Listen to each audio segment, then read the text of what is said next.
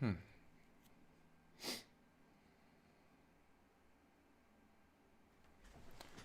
All right. All right. Starting just a couple minutes early again to check a couple things out. And looks like we got everything set and everything's plugged in. All right. And there's already somebody popping up here. Very cool. Um, let's make sure. Yep, that's working. And we're 2 minutes early, right?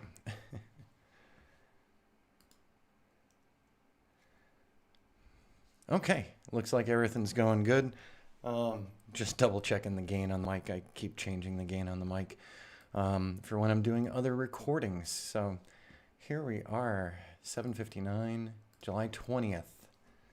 And there's the third person.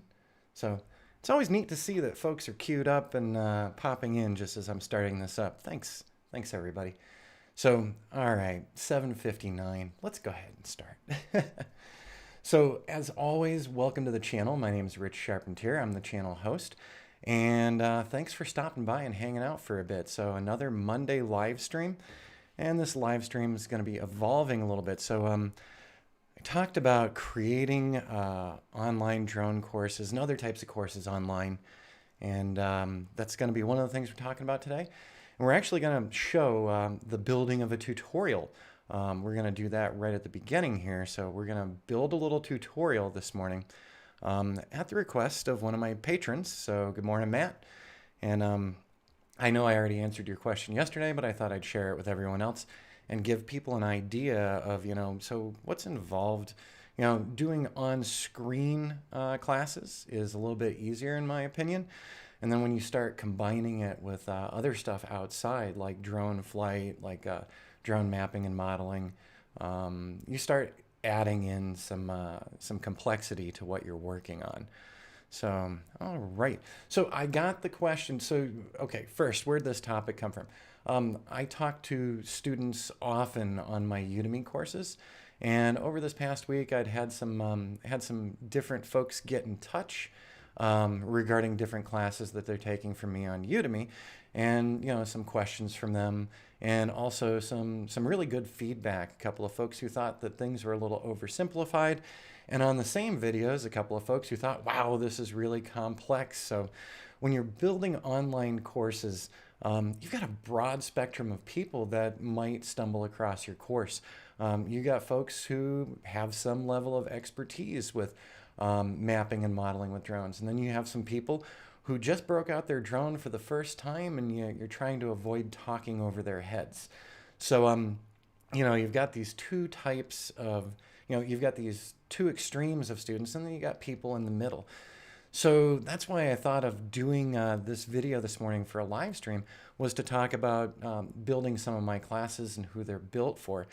And then while I was thinking about this topic, one of my patrons got in touch. Once again, thanks, Matt. I don't know if you're on this morning or you might be watching the video afterwards since you got your question answered.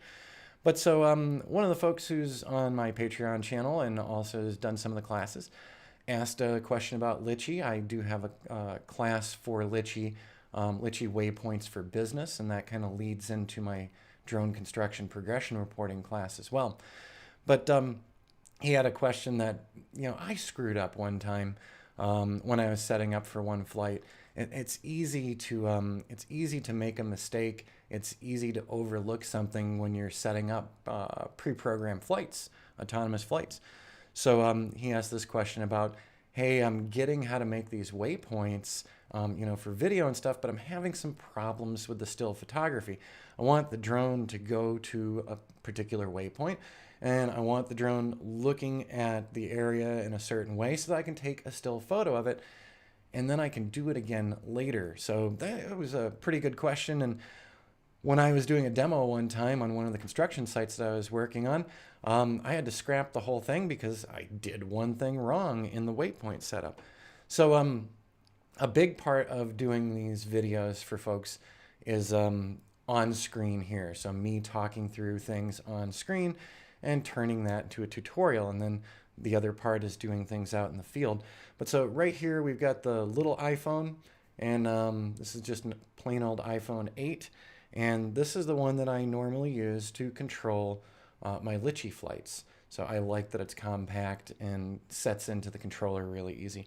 But to do a big part of these tutorials, one thing that I have to do is get the iPhone on screen. So I'm using an iMac here right now, and so you can't see it at the moment, but just slid this up and there is a screen mirroring. So I'm going to go ahead and hit that screen mirroring, and one of the options is Richard's iMac. Hey, that's me. So I'm going to go ahead and I'm waiting for my AirPlay code that just popped up. So it's 4831. And now I'm going to say OK to that. And we are mirroring. So a lot of what I've been doing lately, let me minimize this little logo thing. So a lot of what I've been doing for my latest class on Ground Station Pro is I've been having an iPad sitting right here in front of me. And actually, we've got a Joby Gorilla Pod here. And so the iPhone sits in the Joby and it sits in front of the screen. And I walk people through things with the iPad. So right now, I'm sliding over here and we're going to go down to my drone apps and we're going to go down to my Litchi app. And now I'm flipping this to the side and I've got another little holder for this for me to look at and work with. So number one, this screen capture, the screen mirroring didn't fill the whole screen. So when we zoom this out, it gets a little pixelated. And whoops, I didn't mean to do that. And I do things like that, and I've got to go through and edit them afterward. So by the way, I keep looking over to the right to see if anyone's left any comments in the live chat. So I try to check that regularly. And all right, this is looking pretty good. So we've got almost the whole screen. We're disconnected from the craft. So Matt's specific question had to do with waypoint missions in Litchi and how to create repeatable flight paths where he could take photos along those flight paths. So here we are, we're in Litchi. In the upper left corner, you can see I've got it set for waypoints. And then I've got a waypoint folder here. So I'm going to open that folder. So I'm tapping, whoops, cancel. I'm going to open that folder and scroll down, and I'm looking for CW photos number 2. So there we go. This is a pre-planned flight. And I set up each of the waypoints. I flew the drone to where I wanted it. I got the gimbal pitch where I wanted it. I got the angles where I wanted it. And when it gets to that waypoint, it's supposed to stop and it's supposed to take a picture. Now, what Matt had a problem with in laying out one of these from scratch, laying out a brand new one, is there are a couple of settings. So you have a setting for each waypoint, but you have some universal settings as well. So below that little waypoint folder that has all my saved missions, we have a save button so we can save what we've created. Below that, we've got a settings button. So this settings button is where we make some initial decisions. Oh no, did I just crash the air server? Looks like I crashed the air server. By the way, this is another one of the challenges for when you're making these classes and things. This can happen. Yeah, sure enough, screen mirroring cut out. So I'm going back to it. Now I gotta do this 8787. It normally doesn't happen too often. And fortunately on the iPad for what I've been doing recently, it has very rarely happened to me. So there we go. We're just flipping that and we're gonna reopen that one again. So here you go. This is one of the challenges of making these types of tutorials. That something's gonna crash, that your little air server is going to be unhappy, and you have to go back through afterward and edit. Since we're doing a live stream, I can't go back through and edit it live. So anyways, where we left off, I said, you can start laying out these waypoints, but before you start laying out the waypoints, what you should really do over on the left-hand side is this little settings button. So when you're first setting up a new flight mission, if you're doing waypoint missions, where you're trying to take repeatable photographs, then you're going to want to do the settings first. So here we go. We've got headings. So it can be a custom heading. So I could have the drone pointing in one direction as the drone is flying in another direction. Finish action, you can have it do nothing. It's just going to stay there where it was. It can do a return to home. It can land where the mission ended. But if it's far away from you, I'd rather the drone come back to me. You can have it come back to point number 1, or you can have it reverse the whole flight. So you could have it follow that follow that little U-shaped area, and then follow it back to you. And so let's slide down here. Path mode, this is an important one if you're trying to do still photograph missions. So if you're trying to have Litchi stop somewhere and take a picture, curved turns is out of the question because you can't do any of the waypoint actions. Okay, so it's got to be straight lines. Cruising speed, when I'm doing photos, it doesn't mean too much to me because I'm having it stop in places. I'm telling it, stop here and take the photo.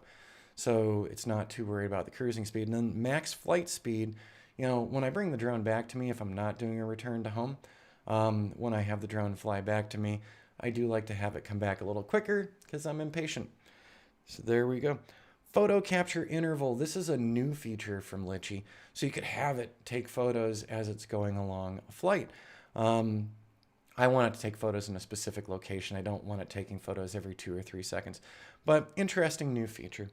And we've got the curves turned off right now. We did straight lines up above, so default curve size is kind of meaningless. And so here was the question that Matt had. He said, you know, hey, I want to set the gimbal tilt.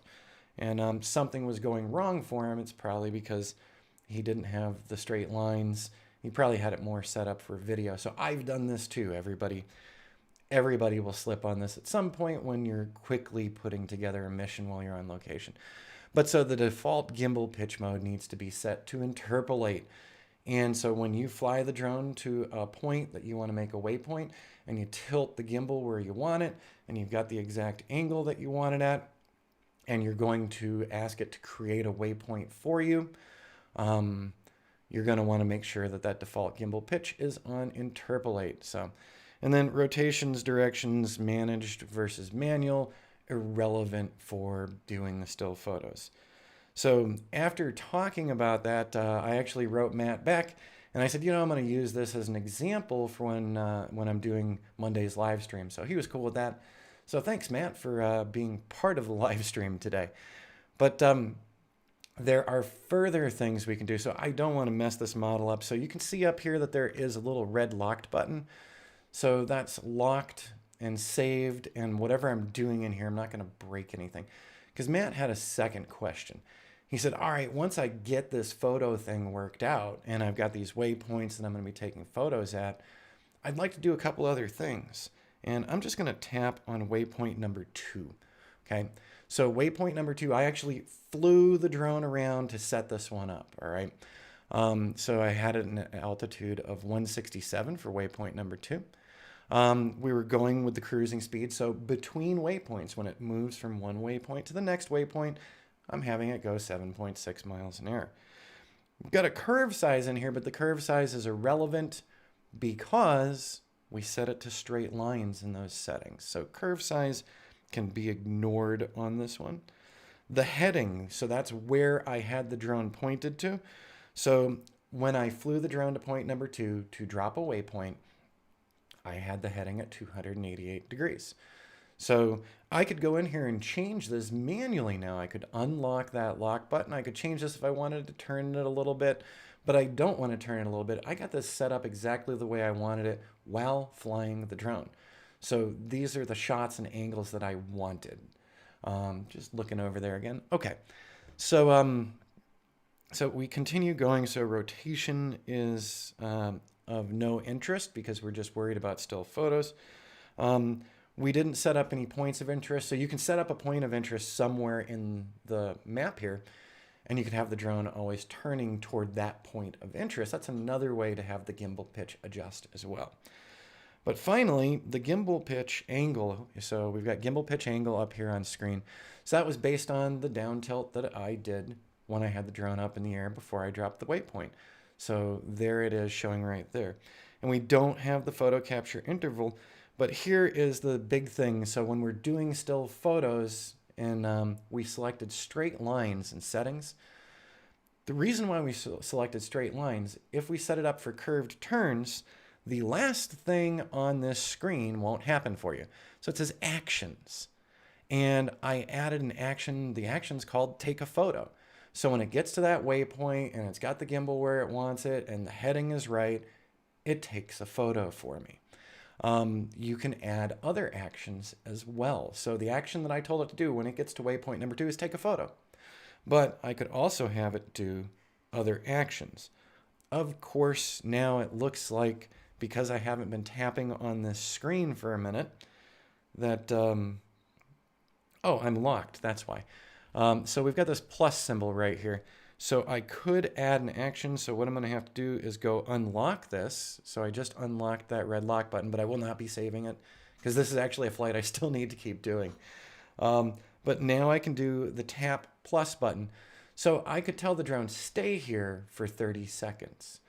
And after it stayed there for 30 seconds, I could tell it to take a photo. I could then tell it, hey, start making a recording. So from point 2, flying over to point 3, I could have it do a recording between those 2 points. It's not going to be smooth or cinematic or anything, but it is something that you can do. So I could have it start recording video at waypoint number 2, get to waypoint number 3, tell it stop recording the video, stay for 30 seconds, and then take a photo and then move on.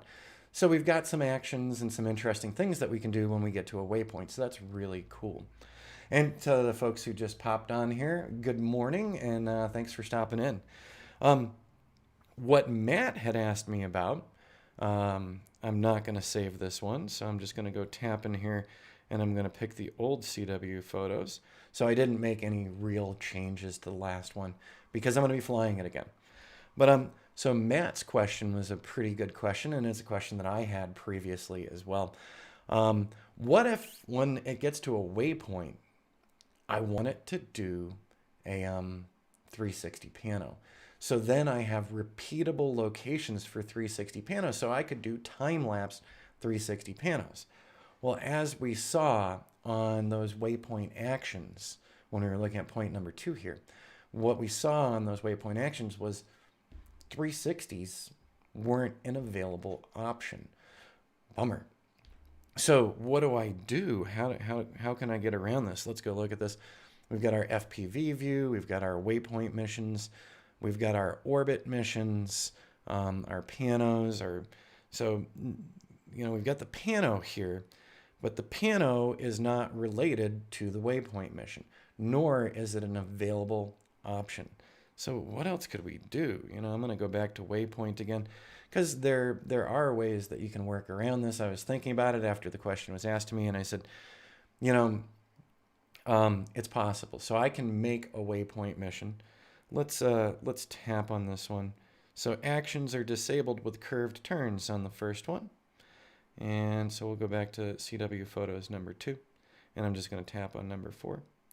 So we could do a take a photo here. That's what I set up on this one. And what I could do is add another action. So let's unlock this once more. So what could we do? Well, we could have it stay for a certain amount of time. How long can we tell it to stay for? I think the maximum is 30 seconds. Nope. All right, I'm not going to try to figure that one out. Here it is. We can have it stop and stay for a little while, and then we could switch modes to doing a piano. The second thing that we can do, which is the easier thing with one of the new functions with Litchi, is that you set up your waypoint mission, so how many ever waypoints you have, and you're setting it up specifically for 360s, okay? So the drone gets to the first waypoint, stop the mission. So it gets to the first waypoint, you can completely stop the mission. So one of your options on the Litchi app is to, boop, stop the mission. So when it gets to its waypoint, hit the stop button. Now, switch from that waypoint mode to your pano mode, take your pano. Now, go back to your waypoint missions, restart the waypoint mission and tell it go to point number 2 now. So we had it go to point number 1. So now we're going to tell it start by flying to point number 2. And at point number 2, we can tell it to stop again. We switch modes to the waypoint mode. So basically, we can't build a waypoint or a 360 into a waypoint action. It's not one of the things they allow us to do. But we can lay out a series of points that we fly to. We stop the mission. We take the pano. And then we restart the waypoint mission again, but tell it start at number 2, start at number 3. Because one of the new features of Litchi that came out this year, when you go to launch a waypoint mission now, Litchi doesn't just fly to point number 1. It pops up a little screen and says, what waypoint would you like to start at? Well, the waypoint that I would like to start at is now point number 3 because I just shot at point number 2. So there you go, Matt. It's kind of a kludged solution. It's not the greatest solution, but it is a solution right now. So we can make a plain vanilla waypoint mission and execute the mission, fly to that first waypoint, and then tell it stop right here. And then go to the 360 mode. So we can go down to our piano, our 360 piano, where the drone is hovering right there right now. Have it take the shot, and then go back to our waypoint mission again and move on to the next one. So it's not the best use of your time. It's not the fastest way possible, but it is an option. So now, everybody, this leads into the main part of, what I was looking to talk about today. So we've kind of shown it right here. So I'm going to go ahead and close the iPhone, and I'm also going to tell it to stop that screen mirroring. So what I've been working on for several weeks now with the new Ground Station Pro class is a lot of tutorials as to what does this button do. So it's for people new to Ground Station Pro, and Ground Station Pro does a lot of the same things that Litchi does. So you can do some really cool waypoint missions with it. And you can also do 2D and 3D modeling missions for capturing your images. So that's what the class is all about. And so I've been spending a ton of time doing what I just showed you. So we've got a screen recording capture app up. I add the iPad Mini 4, and I do things on the iPad, and then I'm capturing it on this screen. So we've got a couple of things to coordinate here. And actually, before I get to that point, I normally use a program called iShowU. Right now we're using OBS for the live stream, and I've started using OBS for some of the tutorial stuff as well. But normally I use a program called iShowU Instant for the screen recordings. And then I plug in my Yeti microphone, and I plug in another camera, either this webcam or one of my little small mirrorless cameras that does a great job with the video as well. So we've got a camera recording over here. We've got screen recording going on. We've got screen mirroring from the iPad going on. So we've got 3 or 4 different inputs at times. Then you got to coordinate all these things and put them together. So if you want to start doing tutorials or even maybe live streams or something, basics that you're going to need: some kind of either webcam or maybe a mirrorless camera setup, a decent microphone setup, OBS, or iShowU. And of course, the different things for folks on Windows. Once again, though, OBS works on Windows as well, so that's kind of a good one because I can transfer between machines if I need to. All right, so creating these classes, a couple of things goes into them. Let me change screens here because I do have some screen notes for myself. And all right, so for producing online courses for drones, and not just for drones, this could be any types of courses. So if you have said to yourself, hey, I've got some information to share, you too can teach online classes and work with companies like Udemy or Lynda, that's now part of LinkedIn, or Teachable. There's a lot of platforms out there. So I think some of the easiest classes to make are the ones that are all on screen. So doing something like a WordPress tutorial or a Photoshop tutorial where you're just teaching on screen, because then you don't have a lot of inputs. Let's say you start doing photo classes. Well, now you might want to cover editing, so that's on-screen stuff, but you also might want to cover the shoot, go out to a beautiful location, set things up with your camera, take the shot, and then share with people the whole process. Now you might be wanting to take video of yourself in the field while you're photographing. So we've got the camera here we're photographing with, we've got a video camera over here recording me, maybe we've got a second video camera over here recording me. That starts getting to be a lot of stuff, a lot of things to control and keep track of. And when you get back from working in the field, then you've got to put it all together in something like Adobe Premiere or Final Cut Pro. So If you're just doing something in the office for tutorials, the easiest kind because you're not controlling a lot of inputs. If you start doing things like drone flight and drone flight following along with a waypoint mission or something, now we've got video coming from the drone, we've got video coming from the controller, we've got video coming from the screen with the voiceovers when it's all said and done, and it starts getting pretty complex. So I've learned a lot in the past couple of years, and I'm looking at my notes here. So when I first started taking drone classes, I was studying for my Part 107 in 2017, so I signed up to a couple of places, not just one, but I signed up to a couple of services to practice for the Part 107 and learn all the information I needed. And on these class sites, they also offered other classes, which was great, and I ate them up. Every class that was there, I took it. And they had some really great content, both sites. But I started getting a little frustrated because, I was getting ready for the Part 107, and then I passed the Part 107, and I continued paying these guys for their classes. And I was waiting for a couple classes to come out, and I said, wow, these classes aren't coming out fast enough. I wish that, they're promising this other class in 2 months, and I'd love to see it today. And why can't they speed up the production process? And in my own journey of starting to do courses online as well, I've learned exactly why. There are a lot of things that can slow down building a drone class. Recently I'd mentioned on the Ground Station Pro class that I was holding off on a couple of flights because some weather issues, temporary flight restrictions, some forest fires in the areas, and some extreme heat. So all of these things come into play. And with the Ground Station Pro class, for instance, I'm going to be submitting it to Udemy. So I've got most of the components uploaded to Udemy. I'm going to be submitting that to them for their approval. And Udemy, with so many people producing courses lately, and also everything going on with the pandemic, a lot of people are doing online learning, and a lot of people are building their first courses, which is awesome. But so they've got a backlog. So when I do submit this class, so today, if I submit it and say I want it reviewed because I want it to come out soon, it could take up to a week right now. So they've got a real backlog going on.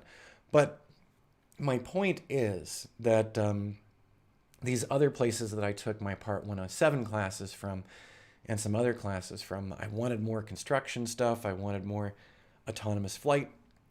And I was frustrated and disappointed as a student because they weren't coming out fast enough. I was consuming it like crazy.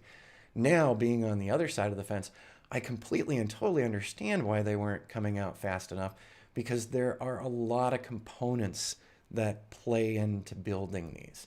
So when I launch the new class, I'm still going to be adding a couple of more flight tutorials as well that most likely won't get on there this week, but that's okay. The core of the class is there, and I'll be notifying students, check back, some new lectures will be coming up. So that's when it hit me. So I'm just looking over at my notes again, and it really hit me big time, as I started doing these. Wow, it's way easy to do stuff that's just on screen, like my WordPress tutorials, but when you start integrating lots of outside activity, recording an iPad screen or recording an Android screen, and another camera recording you while you're doing the setups and stuff, you come back to the studio and you have a ton of stuff to go through and assemble and align together, because my audio from this microphone needs to sync up with my audio from that one, and it needs to sync up with the audio from that one. Suddenly I've got 4 devices and 4 different audio files that need to be synced together. It's crazy. So yeah, there you go. Along those lines as well, other things that go into producing not only the drone classes, but any others, is what's the skill level of student that you're talking to. So in my case, I'm doing a lot of beginners classes, and I'm doing that because of my own experience when I was first learning drone flight, getting the Part 107, and learning all the other things that drones can do.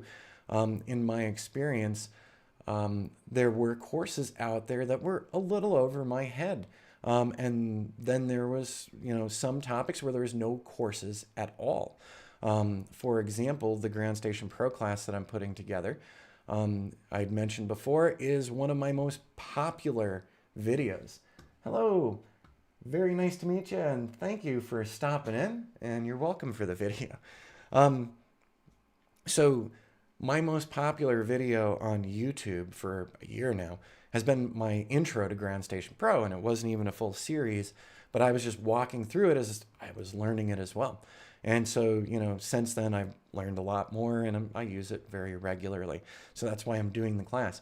But I was finding out there that, what were people catering to? What were instructors catering to? And, that beginner market, for some things, is pretty well saturated. Part 107 courses, there's so many different groups out there doing them, and they all seem to do a pretty good job, and they seem to come through on the training for people and help them pass the test, like the folks that I signed up with back in 2017. And there's a lot of other ones. So that's a big, huge, broad market. You're reaching out to tens of thousands of people. How many people are looking into a Ground Station Pro class? Not as many. You're starting to get into this really specific niche. It's one piece of software, and it doesn't apply to a lot of other pieces of software. So you go from tens of thousands of potential students down to maybe 1,000 potential students. How much time do you want to invest in that, and what should you be charging for that? Those are all things that also go into your head. But my big one in conversations last week, literally I had several different students get in touch, and they had some different questions, and they also had some comments, which I do appreciate. So I had one gentleman tell me, sometimes you go a little too slow in the videos, and you repeat yourself on parts of the class. Absolutely, I do. I know I'm doing it, and I'm doing it on purpose. For beginners, if I show you one button one time, and if I show you one layout one time, and then we run away and we go on to the next topic, I know you're not going to remember all of it. If, however, I show you a couple of mission setups that are very similar, but have some differences, things like camera actions or no actions, things like curved turns versus straight lines, because if it's curved turns, then I can't do camera actions. If it's straight lines, then I don't have a smooth cinematic thing, but then I can do camera actions. So I show the same thing in a couple of different ways with a couple of nuances, because I know that you're not going to get everything out of that one single lecture. So I do take my time. And I had another student months ago on one of the reviews say, I think that this guy is padding his course time. Udemy and the rest of the classes don't pay you based on how long your videos are or anything. You set your price, and then Udemy sets their discounted price for all their sales, and has nothing to do with class length. If you make a 1-hour class versus an 8-hour class, doesn't impact the pricing at all. So this one person thought that I was being repetitive because I was padding the runtime. Absolutely not padding the runtime. In the back of my mind while I'm doing these, I'm thinking of beginners before anything else, or even people who are a little comfortable with a drone but haven't gotten into the really complex topics. I want, when people walk away from one of my classes, I want them to feel comfortable in trying these applications out and creating these types of flight routes and doing things like the drone construction progression projects. I want them to feel confident enough to go out and try their first one, and also to go practice it. But I've had comments, where are the higher end topics? Why aren't you heavily doing ground control points, and why don't you have an RTK drone yet?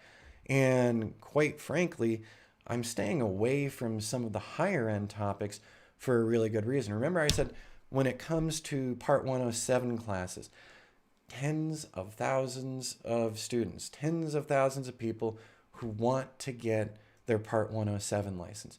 So it's a big marketplace, and it's a big potential for a lot of students, okay? So you can charge a little less for the class because you've got tons of students coming in. Now, when you start getting into niche subjects like the Ground Station Pro class, Ground Station Pro is incredibly restrictive. It only works on iPads. It only works on DJI drones. It doesn't work on iOS, doesn't work on Android. That is a tiny market. So people who are taking the Part 107 class, there's hundreds of thousands of people. People interested in utilizing a super, super specific application, you're not going to have as many students. So, when people ask me about doing the higher end topics, I truly, sincerely have to think about if I'm going to invest 40 or 60 hours into doing this complicated flight, doing ground control points, using those in different 3D modeling software, walking through all those. These become incredibly complex topics. And given the marketplace on Udemy and any of the others, people are looking for really reasonable cost, really low cost. So if you're going to design a giant course on, if it's WordPress or Xtheme or other website builders, or maybe you're an expert with programming, you're the ultimate Java person, or Amazon Web Services, because I've seen all these out there. You have to consider how big your market is, how many people are really looking for ground control point courses. If other people are already doing those and doing those at a reasonable cost, all these things have to come in when you are pondering to yourself, do I want to build one of these? How complex is it? And what am I going to need to put into it? So yeah, there we go. Let me look back at my little show notes here again. Yeah, so I had just made a note to myself, the drone classes when you're doing the flights does start getting a lot more complex. So that really answered my question about those other companies when I was taking their classes. Why isn't a new class coming out every week? I mean, you can record everything that you do on the drone. You can record everything that you do on the screen. It's pulling it all together and coordinating all of it. And especially with the drones and where we are, the temporary flight restrictions, the extreme windy days, the potential for monsoon season finally hitting, crossing my fingers, we need the water. And, all of those factors come in. So I got everything done for the Ground Station Pro class that had to occur inside. And so the one thing that's delayed me was all of the outdoor parts, getting those flown and filmed and assembled and edited. So my own question at least got answered. And it's like, I get it now. I get why some of these larger drone sites will take quite a while on the videos. It makes sense too. And once again, target audience. If you are thinking about doing your own classes, sit down and ask yourself how many people are interested in Amazon Web Services. How many people are interested in WordPress a lot? Photoshop, how many people are into that? Or Lightroom. There's still room in those markets. If you've got some really great information to share, don't be discouraged. Like Lightroom, there are so many classes out there and so many great tutorials on YouTube. And, I used to do a Lightroom class. I've got a Lightroom class on my Udemy channel. It's not one of my most popular classes. And, that's okay because there are so many and there's a lot of good ones out there. The class that I have on Udemy, actually, I put together back in like 2011, 2012 was the initial one, because I was actually doing in-person Lightroom classes here in Prescott. And at the end of the classes, I'd give all the students a DVD to take home with them, which was the total coverage of that class, so they could refer back to it. So if you think about, all right, maybe this is a saturated market that I'm looking at, whatever it is that you're thinking about doing, if you have a unique hook, a unique feature, I wouldn't be discouraged. I think if you're really awesome with Lightroom right now today, I would consider, doing a Lightroom class if I was you, especially, if you got something great to share. So in my building of courses, what you should keep in mind is I'm always trying to cater more toward the beginners. I'm happy to, on my Patreon channel, I'm absolutely happy to answer my patrons with more complex questions, and on the YouTube channel as well. But that time investment is something that I have to think about.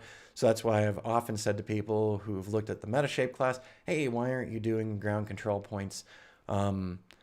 And it's quite simply the cost of the equipment. If we're going to start getting into an RTK setup and an alternate drone and ground control points, and then doing all the filming and editing for that, and thinking about the target marketplace is very, very narrow, incredibly narrow. Can I charge enough to make it worthwhile to do that class? So that's why I haven't. I know other people out there like GM6. I've followed his channel for a while, and he's done a lot of great videos on YouTube, and he launched his own new website where he has his courses going on. So he covers a lot of that higher end stuff. And so I looked, what he's producing for information says to me, I don't think I'd like to compete in that marketplace. He's got a good product out there for folks, and he's got a lot invested up front in that super, super narrow marketplace. So yeah, if you're super interested in next level construction progression stuff, next level flight for modeling, and you need the super, super accurate measurements and GPS locations, all of that, you might want to go over to his website, GM6. And no, this is not a paid promotion, just explaining. So there's somebody else out there who's got that complex topic covered and who already has that investment in equipment and time to continue with that. So also, in my case, I really like helping people start their drone journey as they're building their small drone business, and hopefully it'll become a medium and a large one for them. So there's the answer to some of the other student questions from last week. And then Matt, I think I got your answer as well there with the waypoint missions and getting the gimbal set up, and finally thinking about making waypoint missions where you could do 360s. So it's not a simple solution in Litchi for making a waypoint mission to do your 360s, but it is possible, and I said that back earlier in the video. So if you're catching this afterward in replay, we talked a little bit about the Litchi app, and I actually showed you how I do some of the screen recording. So what you saw on screen earlier, that's part of what I do when I'm putting these classes together is, I'll have an iPad or an Android or an iPhone in front of me. I'll be doing the screen capture. I'll be using OBS or iShowU and the Yeti and webcam or one of the little mirrorless HD cameras there. So that is, those are the components that we use, and hopefully on this one, this gives you a little more insight into, because I do have people asking, will you ever do more complicated ones? If there's a huge demand for more complicated ones, if I hear from hundreds of people about it, that they'd like to see more of something, I'll do that. And that's why I've been working on this Ground Station Pro project, is because, I think last time I looked, it was over 38,000 views or something. So it was clearly appealing to people, and grabbed their attention. So I realized, hey, there's more people who want to use Ground Station Pro than I initially thought. And when I'm doing these application videos, that's a big factor in what I'm thinking about. Of course, here on YouTube, you are always welcome to drop a note in the comments and let me know, if you'd like to see something, and I will respond and let you know, hey, that sounds like a great topic and it sounds like it fits within what I'm doing. Or, hey, this is getting a little too complicated, time invested, I don't think the return will be there. And that is something you need to think about in your own business, right? Is my time invested and the value of my equipment I'm using, am I compensating myself for it? If we're doing, this huge class and we can only charge $10 a piece, then it might not be the class that I want to be doing. And finally, just following up on other work and business from the past week. So we've still been moving along and working on some other avenues. I just wanted to say, so still having some fun with the 360s. Jody has been doing a lot of work with the 360s, so she has done another new one for our little side project, Explore Prescott. And so we took another trip downtown, and I gotta say, so for doing 360s, after our initial, the initial research we've been doing. Love doing them with the drone, by the way. But using the Canon 7D and the Nodal Ninja 6 bracket for doing 360s, absolutely the best possible outcomes. I love how crisp and sharp things are. And, we're also using an Insta 360 1X. And I actually had done some testing with the Theta SC2. That testing did not go well. I actually still have some of the images so I can show you later. But that product was actually returned. The quality was just not there. And there were some issues with the sensor where there was actually subtle movement on a tripod. So things never aligned right. And I can show you that later. If you're interested in that, let me know if you'd like to hear my thoughts on the Theta SC2. So down the road, whenever they're available, we'll probably get a Theta Z1, but who knows when they're going to be available. In the meantime, that little bit of extra work, putting these 360s together with a digital SLR, the digital SLR's product is so awesome that I'm starting to think maybe we don't need one of these 360 cams and just work around using the DSLR. So I'd love to hear if any of you are doing some more 360 tours and things. What's the favorite thing that you're using? Is it a DSLR? Is it one of the 360 cams? Something else? Just your drone? Let me know down in the comments. I'd love to hear about it. All right, so Jody has been plugging away on these. Not too bad. And, downtown Prescott is getting a bit of a facelift. They've now got this new Whiskey Row alleyway. I used to work down on Whiskey Row. And a couple of new murals going on, and of course the old mural. So I'm just jumping through some of the things that she's done. And she's still going to be adding some more to this and reshooting some of it. What's really fun with these 360s is you can extract one image and pop another one in and, improve things as you go along. So the morning we went out, she wasn't happy with the sky was not cooperating. So a lot of stuff got blown out. So still working on that, and we'll probably see more of that, and I'll let you guys know. But you can always pop by exploreprescott.org, and you can also pop by azdrone.net if you need to get in contact. Contact forms right there. So for everyone who's popped on today, thanks for stopping by and hanging out again. And this was the quietest chat stream in quite a while. So, but that's okay.